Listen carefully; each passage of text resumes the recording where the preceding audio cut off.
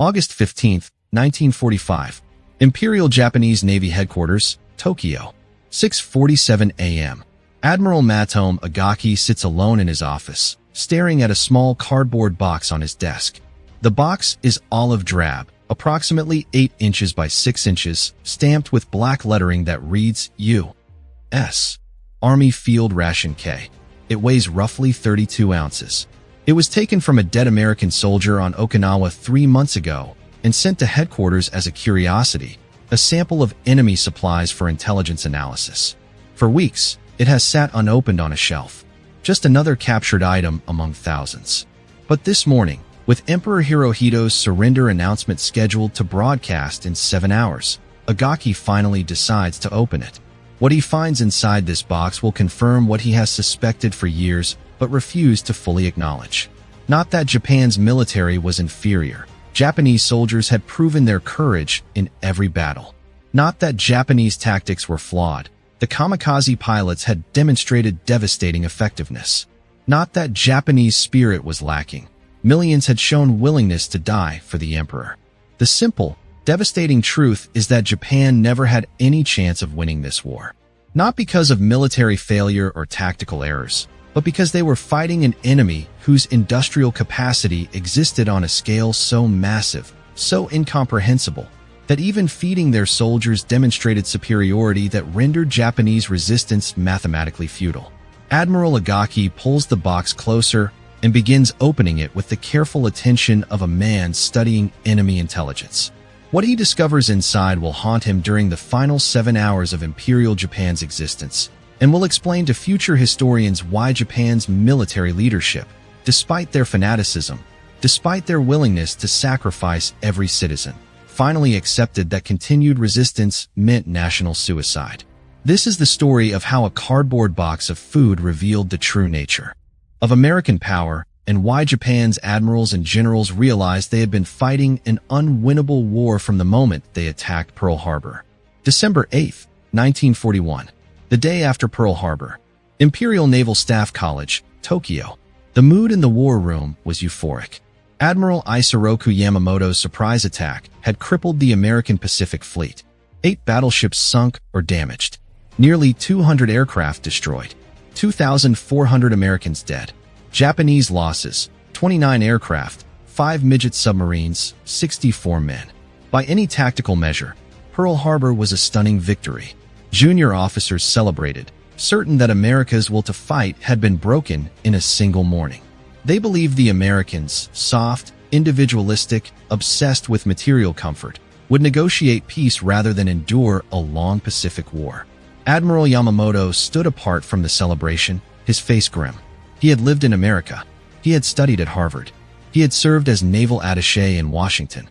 He understood what his fellow officers did not, that Japan had just awakened a sleeping giant with productive capacity that would ultimately overwhelm them. I fear all we have done is awaken a sleeping giant and fill him with terrible resolve, Yamamoto reportedly said, though the exact quote is disputed by historians. What is not disputed is that Yamamoto understood American industrial power in ways his colleagues did not. Yamamoto had toured American factories. He had seen the Ford River Rouge plant, which employed 100,000 workers and produced complete automobiles from raw materials in 28 hours. He had visited steel mills that produced more tons per month than all of Japan's mills combined. He had driven through cities where ordinary workers owned automobiles, a luxury reserved for the wealthy elite in Japan. The admiral knew the mathematics. America's steel production in 1941, 75 million tons annually. Japan's steel production, 7 million tons. America's oil production, 183 million tons. Japan's oil production, essentially zero. They were entirely dependent on imports. America's electrical generating capacity, 140 billion kilowatt hours. Japan's, 33 billion. These weren't just numbers. They represented the fundamental equation of industrial warfare. Steel became ships, tanks, aircraft, oil-powered fleets, and fueled planes. Electricity ran factories that produced weapons. In every category, America possessed 10 to 20 times Japan's capacity, and that gap would widen as America fully mobilized for war. But Yamamoto's warnings were dismissed by the Army's leadership and by younger naval officers who believed spirit could overcome material disadvantage. They pointed to Japan's successes against China, conveniently ignoring that China was even less industrialized than Japan. They cited the Bushido Code and the divine protection of the emperor as factors that transcended mere production statistics. What they failed to understand, what they refused to believe, was that modern warfare had become primarily an industrial equation. Courage mattered, tactics mattered, training mattered, but in a long war of attrition, industrial capacity mattered most. And in that equation, Japan had already lost before the first shot was fired. February 1942. The expansion. For 6 months after Pearl Harbor, Japan's offensive surged across the Pacific and Southeast Asia with stunning success. The Philippines fell. Singapore surrendered. Burma was conquered. The Dutch East Indies were occupied. Wake Island, Guam, Hong Kong, all captured. By March 1942, Japan controlled an empire stretching from the borders of India to the mid-Pacific, encompassing 450 million people and the resources of Southeast Asia. The conquests brought rubber from Malaya, oil from the Dutch East Indies, rice from Burma, tin from Thailand. For the first time since the China War began in 1937, Japan had access to the raw materials necessary to sustain its military. The shortages that had strangled Japanese industry for years seemed solved. But Admiral Ugaki, serving as chief of staff to Admiral Yamamoto, understood that conquering resources and exploiting them were different challenges.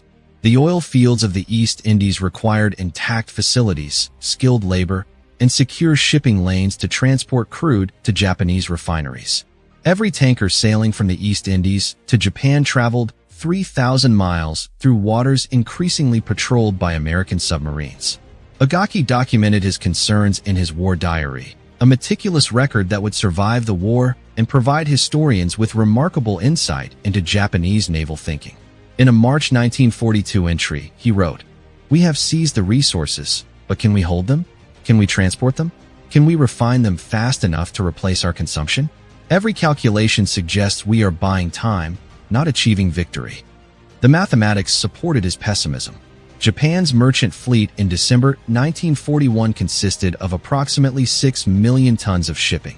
Military planners calculated they needed to maintain at least 3 million tons to sustain the war effort, transporting oil, rubber, metals, and food across the empire.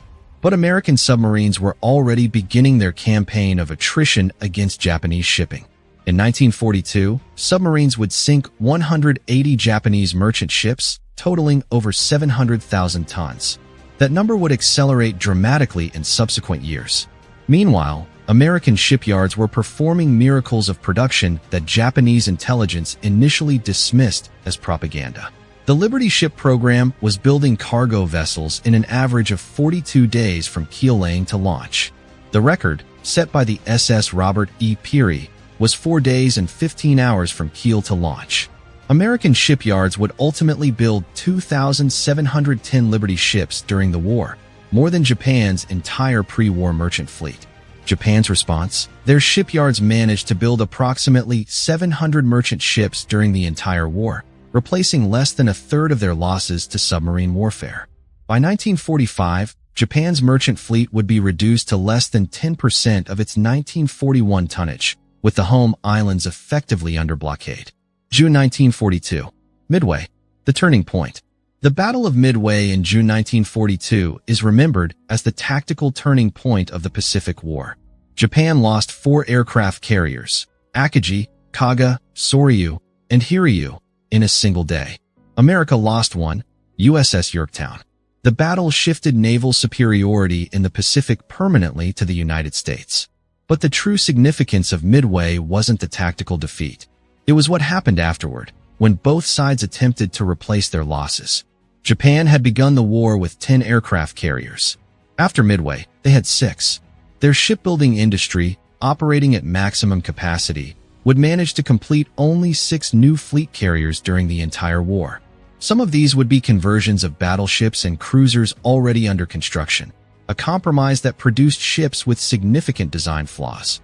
America began the war with 7 aircraft carriers in the Pacific. After Midway, they had 4. Their shipbuilding industry, just beginning to mobilize, would complete 18 fleet carriers and 77 escort carriers by war's end. The USS Essex, first of a new class, would be commissioned in December 1942, just 6 months after Midway.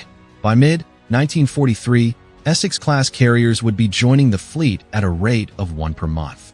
Admiral Ugaki documented the dawning horror of these numbers in his diary. In August 1942, he wrote, "The Americans lost Yorktown at Midway.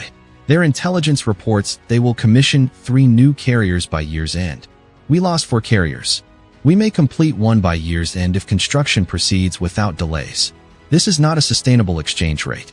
The disparity extended beyond ships to the aircraft and pilots that gave carriers their striking power. Japan's aircraft industry produced approximately 70,000 aircraft during the entire war. American industry produced 300,000. Japan's pilot training program, which had produced superbly skilled aviators before the war, could not replace losses at anywhere near the rate American training programs achieved. By 1944, Japanese pilots would be going into combat with less than 100 hours of flight time. Their American opponents often had 300 to 400 hours of training. Even more devastating was the industrial capacity supporting each aircraft. An American pilot whose plane was damaged could often limp back to a carrier with repair facilities, spare parts, and trained mechanics. A Japanese pilot with similar damage faced a longer return journey to bases with limited repair capabilities and chronic part shortages. Damaged American aircraft could often be repaired and returned to service within days. Damaged Japanese aircraft were frequently written off as total losses because replacement parts didn't exist. 1943, the starvation begins. By 1943, the gap between Japanese and American military capacity had become a chasm. But more disturbing to Admiral Ugaki was the gap in basic logistics, the everyday supplies that kept military forces functioning. Food became an obsession in Japanese military planning. Japan had never been food self-sufficient. The home islands imported approximately 20% of their rice from Korea and Taiwan, plus significant quantities of other foods from conquered territories. As American submarines tightened their blockade and more merchant shipping was diverted to military uses, food imports declined sharply. The military received priority for available food, but even soldiers and sailors experienced declining rations. By 1943, the standard Japanese military ration had been reduced to approximately 2,500 calories per day, down from 3,000 in 1941. The ration consisted primarily of rice, with small amounts of pickled vegetables, dried fish, and occasionally fresh vegetables or meat when available. But available was the critical word. Garrisons on isolated Pacific islands received supply ships irregularly. Soldiers on New Guinea, Guadalcanal, and other jungle battlefields often went weeks without resupply. Thousands of Japanese soldiers would ultimately die not from enemy action, but from starvation and diseases related to malnutrition. Admiral Ugaki documented the food crisis with increasing desperation. A September 1943 diary entry noted, "Spoke with Army logistics officer regarding Rabaul Garrison. They report rations cut to 1,500 calories per day. Men are foraging for native plants. Disease rates climbing. How can we ask men to fight when they are starving?" American soldiers, fighting in the same jungles under the same conditions, faced no such crisis. Not because Pacific Islands were more abundant in food, they weren't, but because American logistics could deliver supplies reliably, in quantity, across vast distances. April 1944. Okinawa. The captured ration box. The Battle of Okinawa, the bloodiest battle of the Pacific War, would not begin until April 1945. But in April 1944, a small skirmish occurred when a Japanese patrol encountered an American reconnaissance team on a small island near Okinawa. The Americans were killed. Among the items recovered from their bodies was a K-Ration box, standard issue for American soldiers. The patrol commander, a Captain Takashi Yamada, sent the box to division headquarters with a note, "Enemy field ration. Suggest analysis for intelligence purposes." The box made its way up the command chain, eventually arriving at Imperial Navy headquarters in Tokyo by June 1944. It sat on a shelf in the intelligence section, just another captured item among thousands. Several officers examined it curiously, but no one bothered to open it systematically and document the contents. It was just a food box. What intelligence value could food have? Admiral Ugaki first saw the box in July 1944, but didn't pay it much attention. He was consumed with more pressing matters. The catastrophic defeat at the Battle of the Philippine Sea, where Japan lost 3 more aircraft carriers and approximately 600 aircraft in what American pilots called the Great Marianas Turkey Shoot. The loss of the Marianas meant American B-29 bombers could now reach the Japanese home islands. The strategic situation was deteriorating rapidly. January 1945. The shrinking empire. By January 1945, Japan's empire had contracted dramatically. The Philippines were being liberated. Burma was being retaken. American forces were advancing across the Pacific in a methodical island-hopping campaign that bypassed strong points and seized positions that brought American air power closer to Japan. More critically, the sea lanes that connected Japan to its conquered territories were increasingly impassable. American submarines operated with near impunity.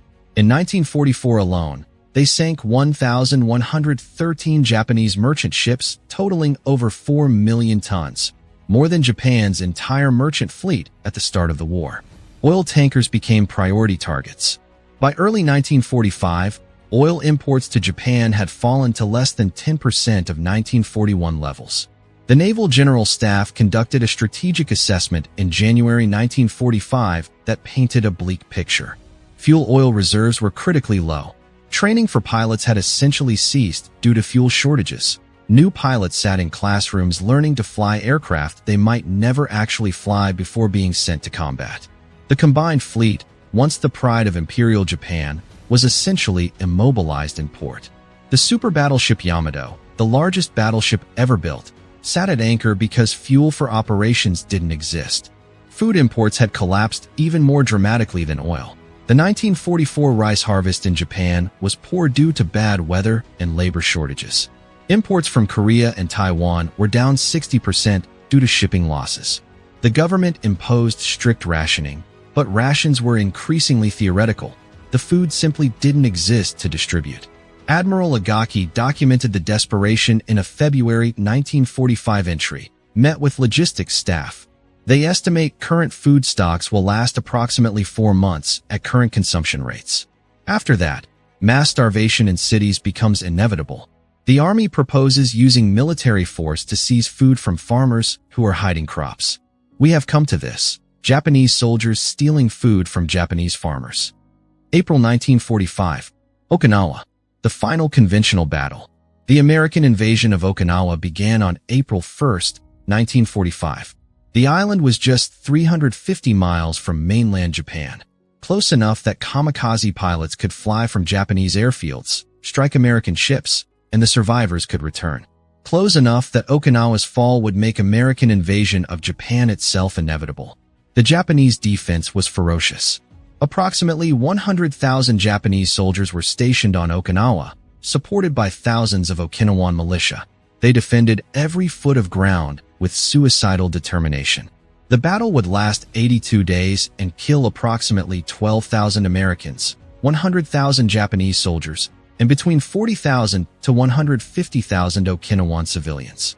American soldiers fighting through Okinawa's hills and caves encountered Japanese defenders in varying states of starvation.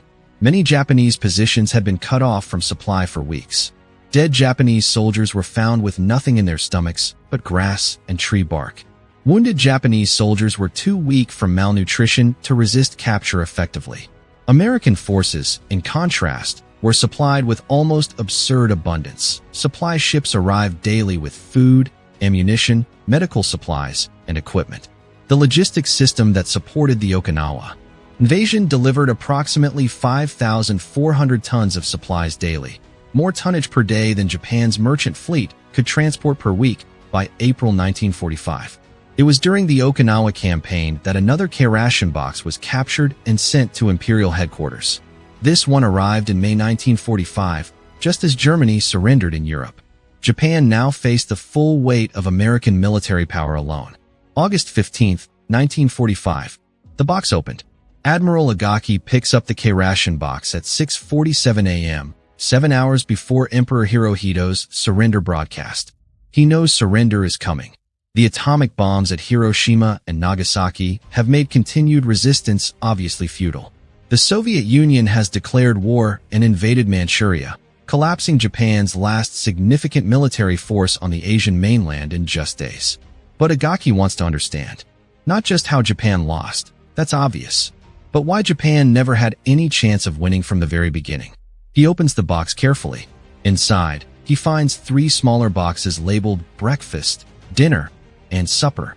The breakfast unit contains a can of ham and eggs for biscuits, a compressed cereal bar, a packet of instant coffee, sugar tablets, and chewing gum. The dinner unit contains a can of processed cheese for biscuits, a chocolate bar, a packet of lemon powder for making a beverage, sugar tablets, and more chewing gum.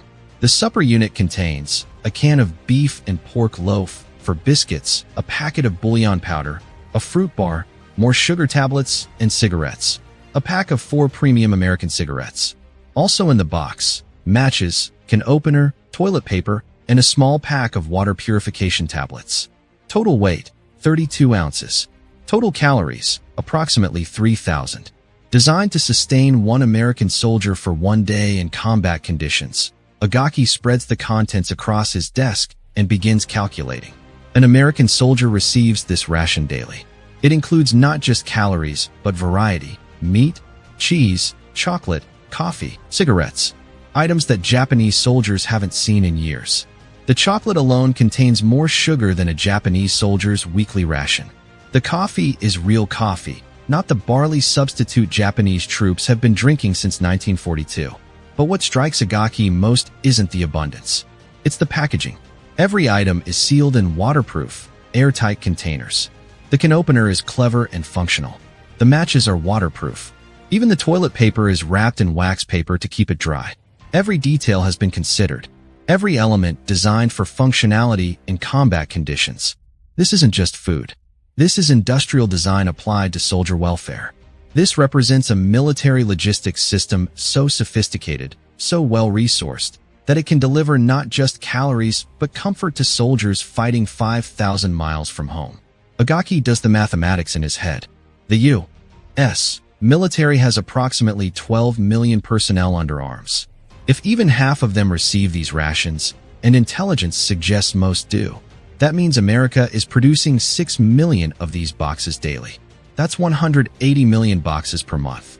Each box contains multiple components that require different industrial processes: metal cans, cardboard packaging, processed foods, instant coffee, chocolate bars, cigarettes. The industrial capacity required to produce 180 million K-rations per month, while simultaneously building ships, aircraft, tanks, and weapons, is beyond Japan's comprehension. Japan's entire food production system, agriculture, fishing, processing, distribution, cannot keep its own population fed. America's military logistics system is delivering surplus calories to soldiers fighting in foreign jungles. Admiral Ugaki opens his diary and writes his final entry as a servant of Imperial Japan. Today I examined an American field ration captured on Okinawa. The box contained more food than our soldiers have seen in weeks, packaged with more care than our military gives to ammunition. Each component was designed for preservation and ease of use. The coffee was real. The chocolate was abundant. Even cigarettes were included, luxury items our troops haven't had in years. This box explains why we lost the war. Not the battles. We won many battles. Not courage. Our soldiers showed courage beyond measure. Not tactics. Our tactics were often superior. We lost because we were fighting an enemy whose industrial capacity is so vast that they can afford to give individual soldiers more food than our officers receive. They can package it in waterproof containers designed by engineers. They can deliver it across 5,000 miles of ocean reliably, regularly, in quantities that sustain millions of soldiers. We were never fighting America's military. We were fighting America's economy. And that was a war we could never win. Admiral Yamamoto understood this from the beginning. I understand it now at the end. We should have understood it in between, but pride in Bushido and faith in our divine mission blinded us to mathematical reality. This afternoon, the Emperor will announce our surrender. It is the correct decision. Continued resistance is not bravery, it is suicide. Not for our military, which has already been destroyed, but for our entire nation. The Americans who carried these ration boxes through Okinawa's jungles are now preparing to invade our homeland. They will bring with them not just weapons, but a logistics system that can sustain millions of soldiers indefinitely. Their ships will arrive daily with supplies. Their aircraft will control our skies. Their soldiers will be fed, equipped, and supported at levels we cannot match or even comprehend. We lost this war on December 7th, 1941. We just didn't know it yet. Or we knew it, but couldn't admit it. The K-Ration box makes it undeniable. In 7 hours, the Emperor will tell the nation what I now understand, that we must endure the unendurable and suffer the insufferable. We must surrender not because our spirit is broken, but because mathematical reality cannot be overcome by courage alone. May future generations learn from our mistake, that industrial capacity, not martial spirit, determines the outcomes of modern warfare. And that pride is a poor substitute for honest assessment of enemy capabilities. Ugaki closes his diary. In a few hours, he will climb into a bomber and fly to Okinawa on an unauthorized kamikaze mission, choosing death over the humiliation of surrender. His final diary entry will never be published during his lifetime, remaining classified in American archives until 1952. The mathematics of defeat. The K-Ration box represented just one small component of American military logistics, but it illuminated the entire system that had defeated Japan. American industrial production during World War II reached levels that seem almost fictional. Total military production, 1941 to 1945, 297,000 aircraft, 86,000 tanks, 2.4 million trucks, 6,500 naval vessels, 5,600 merchant ships, 44 billion rounds of ammunition, and countless other items from boots to bandages. Japan's comparable figures: 70,000 aircraft, 6,450 tanks, limited trucks. Most Japanese army logistics relied on horses, modest naval construction, and ammunition production that was chronically insufficient even before the American blockade. But the disparity went beyond production totals. It was the sophistication of the logistics system that truly separated American from Japanese military capacity. The K-Ration was designed by nutritionists, packaged by industrial designers, manufactured by food processing plants, and distributed through a supply chain that reached every corner of the Pacific theater. American soldiers fighting in New Guinea jungles received ice cream. Floating ice cream factories followed the fleet, producing frozen desserts to maintain morale. Japanese soldiers in the same jungles foraged for edible plants and insects to avoid starvation. American soldiers received regular mail from home, letters flown thousands of miles to maintain connection with families. Japanese soldiers sent letters that might arrive months later if ships weren't sunk. American soldiers wounded in battle were evacuated by air to hospital ships with full surgical facilities. Japanese soldiers wounded in battle often died where they fell because medical supplies and evacuation systems didn't exist. The gap wasn't just military. It was civilizational. America possessed industrial, agricultural, and organizational capabilities that Japan simply could not match. The war's outcome was determined not by battles, but by production statistics, not by courage, but by steel tonnage, not by willingness to sacrifice, but by the ability to deliver supplies to soldiers who needed them. The lesson ignored. The tragedy of the Pacific War, from the Japanese perspective, was that this outcome was predictable and was in fact predicted by Japan's most informed leaders. Admiral Yamamoto warned that war with America was unwinnable. He was ignored. Japanese economists calculated that Japan's economy would collapse after 18 months of war with America. They were ignored. Japanese logistics officers reported that the supply system couldn't sustain operations across a Pacific empire. They were ignored. The warnings were dismissed because they contradicted the narrative that military leaders wanted to believe, that Japanese spirit could overcome material disadvantage, that Bushido was superior to industrial capacity, that divine protection would ensure victory. The K-Ration box on Admiral Ugaki's desk represented the final proof that the narrative was wrong. Spirit couldn't overcome starvation. Bushido couldn't manufacture oil that didn't exist. Divine protection didn't prevent American submarines from sinking merchant ships. August 15th, 1945. Noon. The Emperor speaks. At noon on August 15th, Emperor Hirohito's voice crackled through radios across Japan, announcing surrender. Most Japanese citizens had never heard the Emperor's voice before. He was considered too sacred for radio broadcast. The fact that he was speaking at all confirmed the catastrophic nature of Japan's defeat. His speech used formal, archaic Japanese that many citizens struggled to understand. But the essential message was clear. The war situation has developed not necessarily to Japan's advantage. In characteristically understated language, the Emperor acknowledged what Admiral Ugaki had written in his diary that morning, that continued resistance would result in the obliteration of the Japanese nation and the total extinction of human civilization. Japan surrendered not because its military had stopped fighting. Thousands of soldiers were still in the field, still capable of resistance. Japan surrendered because its industrial base had been destroyed, its logistics system had collapsed, its food supplies were exhausted, and its leaders finally acknowledged that American industrial and military superiority made continued resistance national suicide. The final count. World War II in the Pacific killed approximately 3 million Japanese, including 1 million soldiers and 900,000 civilians. American deaths totaled approximately 100,000 military personnel in the Pacific theater. Japan's cities were devastated by strategic bombing. Tokyo, Osaka, Nagoya, Kobe, and dozens of other cities were reduced to ruins. Hiroshima and Nagasaki were destroyed by atomic weapons. The home islands were under complete blockade, with starvation imminent. America's homeland was untouched. Not a single Japanese bomb fell on an American city. Not a single American civilian died from Japanese military action on American soil, excluding the Pearl Harbor attack in the then territory of Hawaii. The disparity in casualties, destruction, and suffering reflected the fundamental disparity in industrial capacity that Admiral Ugaki recognized when he opened the K-Ration box. Epilogue: the box in the museum. The K-Ration box that sat on Admiral Ugaki's desk on August 15, 1945, was never recovered. Ugaki took off on his unauthorized kamikaze mission that afternoon and crashed into the sea near Okinawa, killing himself and his crew. His office was cleared by American occupation forces, and most personal items were discarded or looted. But other K-Ration boxes survived the war.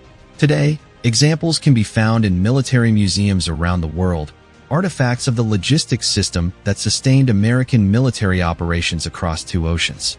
Modern visitors look at these boxes, small cardboard containers with their olive drab color and utilitarian design, and see old field rations, mildly interesting curiosities from a war fought 80 years ago.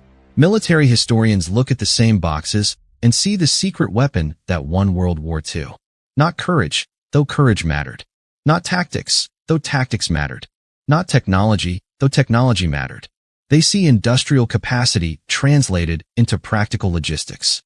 They see an economic system so powerful that it could sustain 12 million military personnel fighting on multiple continents while simultaneously improving civilian living standards at home.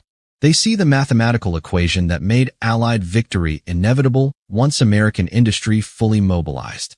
And if Admiral Ugaki's ghost could visit these museums and see his enemies' K-Rations preserved behind glass, he might nod in recognition of the lesson he learned too late.